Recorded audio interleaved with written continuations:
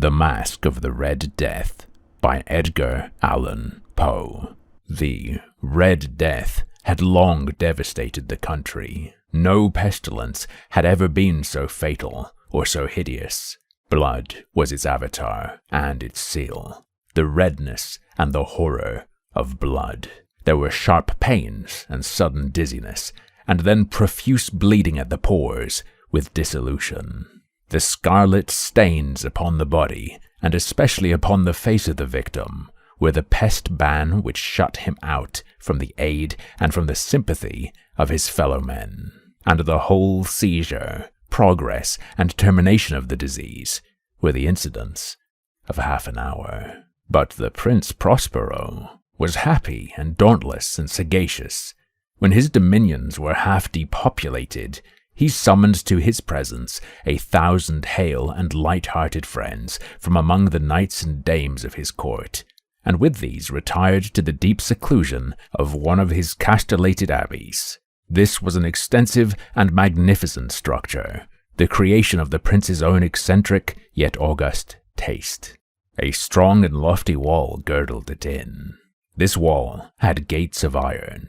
The courtiers, having entered, brought furnaces and massy hammers and welded the bolts. They resolved to leave means neither of ingress or egress to the sudden impulses of despair or of frenzy from within.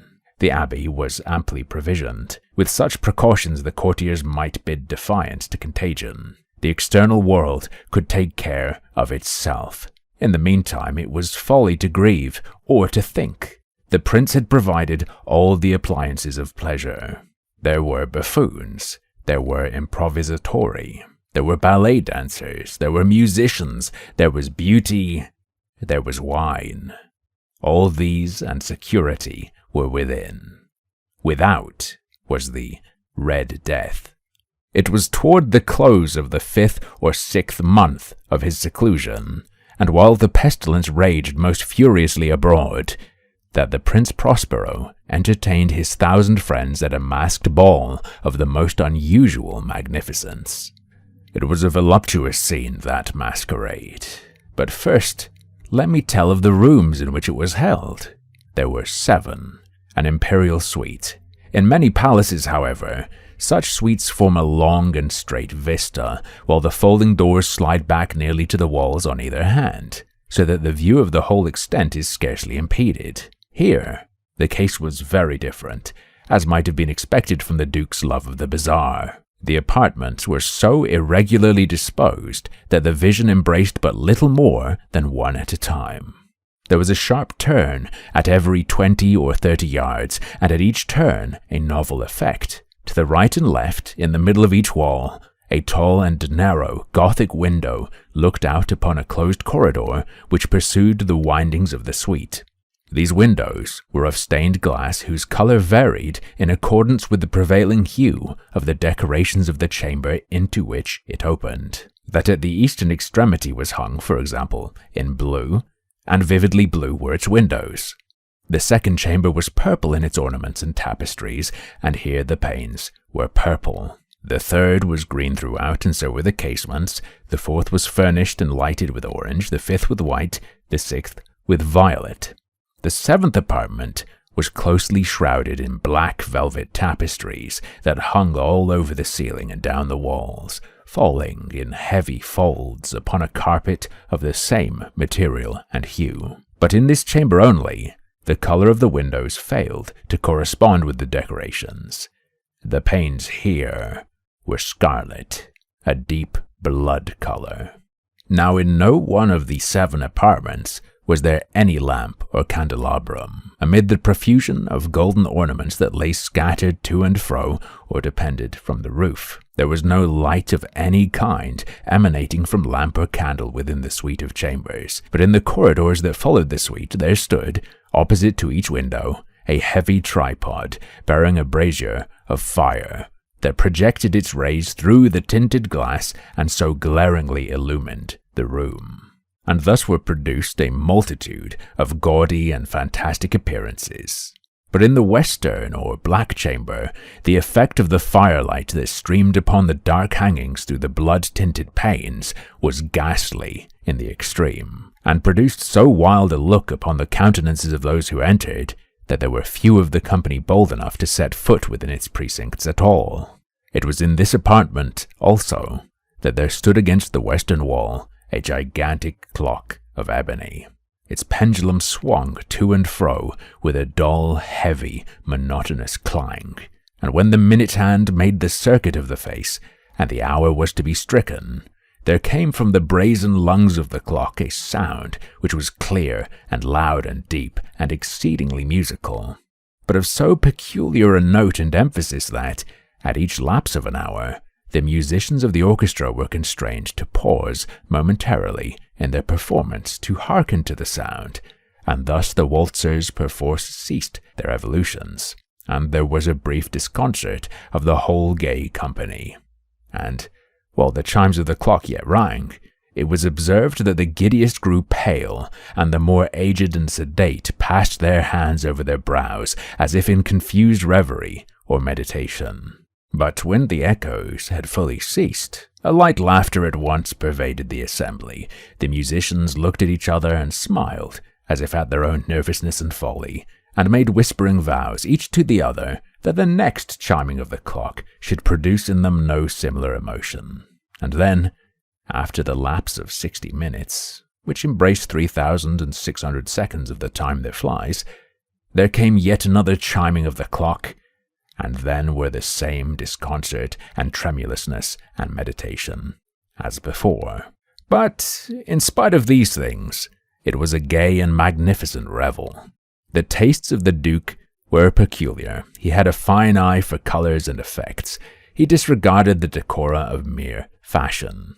His plans were bold and fiery, and his conceptions glowed with barbaric luster.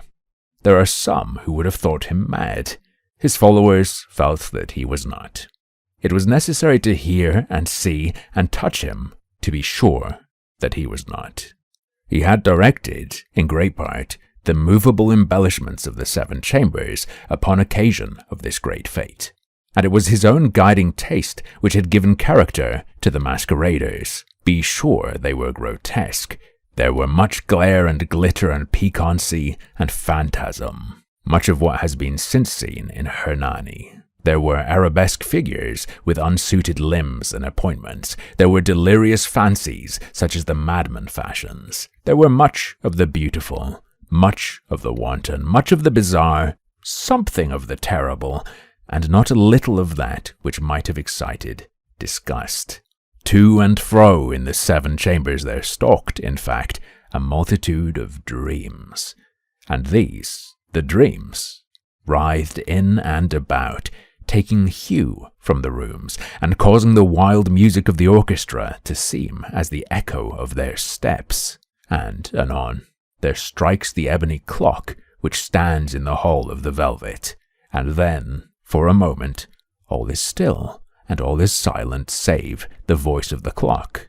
The dreams are stiff frozen as they stand, but the echoes of the chime die away. They have endured but an instant, and a light, half-subdued laughter floats after them as they depart. And now again the music swells, and the dreams live and writhe to and fro more merrily than ever, taking hue from the many-tinted windows through which stream the rays from the tripods.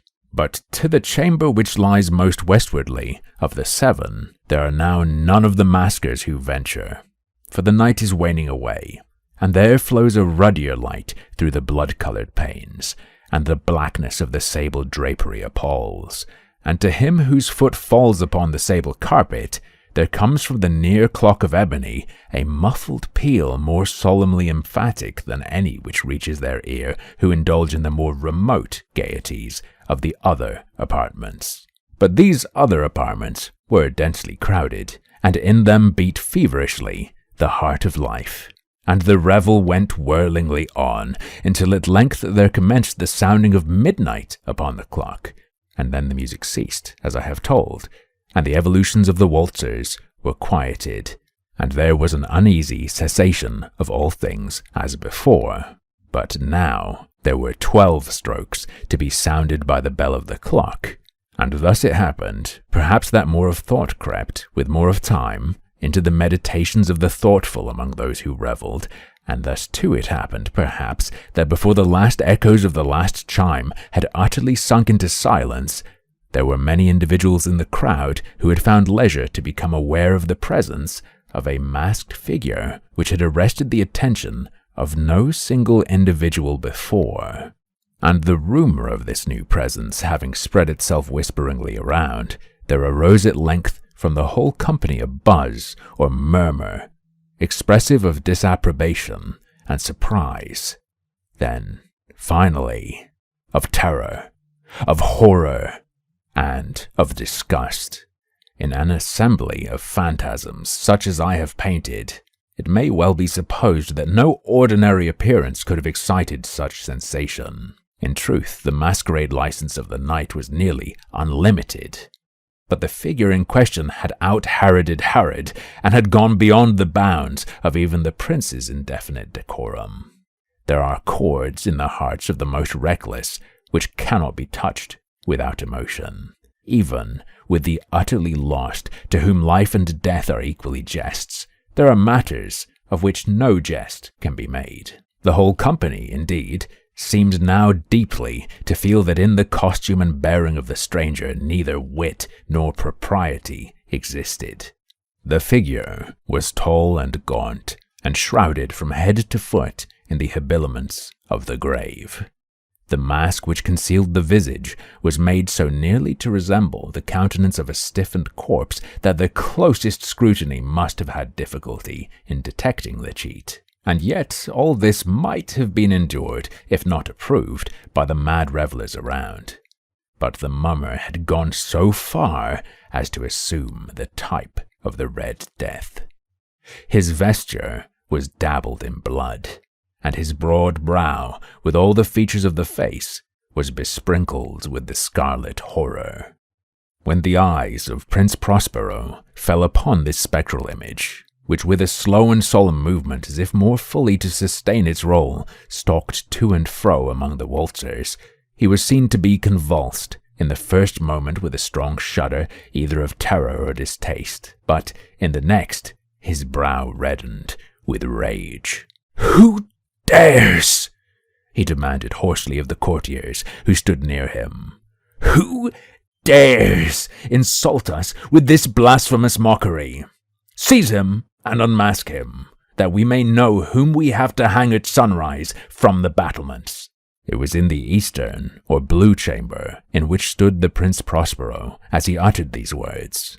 They rang throughout the 7 rooms loudly and clearly, for the prince was a bold and robust man, and the music had become hushed at the waving of his hand. It was in the blue room where stood the prince, with a group of pale courtiers by his side. At first, as he spoke, there was a slight rushing movement of this group in the direction of the intruder, who, at the moment, was also near at hand, and now, with deliberate and stately step, made closer approach to the speaker.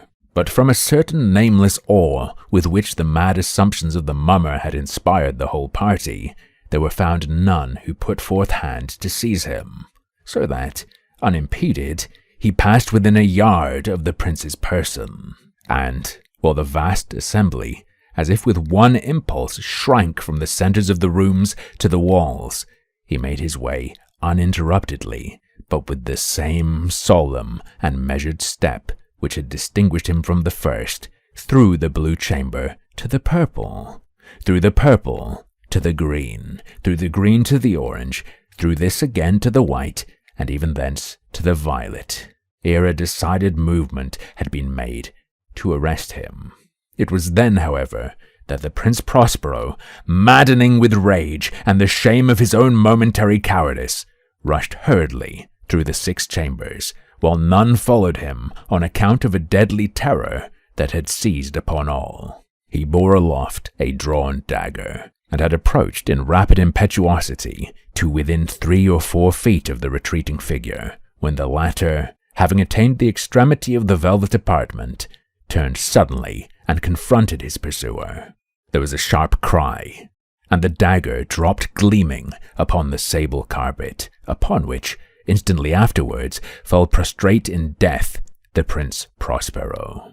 Then, summoning the wild courage of despair, a throng of the revelers at once threw themselves into the black apartment, and, seizing the mummer, whose tall figure stood erect and motionless within the shadow of the ebony clock, gasped in unutterable horror at finding the grave cerements and corpse-like mask which they handled with so violent a rudeness untenanted by any tangible form. And now was acknowledged the presence of the Red Death. He had come like a thief in the night, and one by one dropped the revelers in the blood-bedewed holes of their revel, and died each in the despairing posture of his fall.